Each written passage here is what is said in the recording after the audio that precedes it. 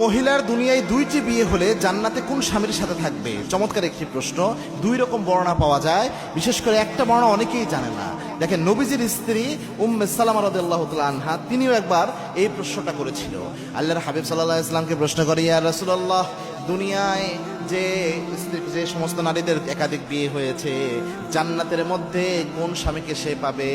আল্লাহর হাবিব সাল্লাল্লাহু আলাইহি ওয়াসাল্লাম এক বর্ণনায় বলেছেন যে যেই স্বামী দুনিয়ায় স্ত্রীর সাথে সবচেয়ে উত্তম আচরণ করেছে, জান্নাতে ওই স্বামীকে সে পাবে। জান্নাতে ওই স্বামীকে পাবে যেই স্বামী অনেক উত্তম আচরণ করেছে স্ত্রীর সাথে। সুবহানাল্লাহি ওয়া বিহামদিহি। চিন্তা করেছেন স্ত্রীর সাথে উত্তম আচরণের গুরুত্ব কতটুকু? এটা হচ্ছে একটা বর্ণনা। আরেক বর্ণনা এরকম এসেছে যে শেষ যে স্বামীটা থাকবে ওই স্বামীটা জান্নাতে সে পাবে। তো দুই রকম বর্ণাই পাওয়া যায়, তবে এটা বর্ণনার ব্যাপারে দুর্বলতা আছে।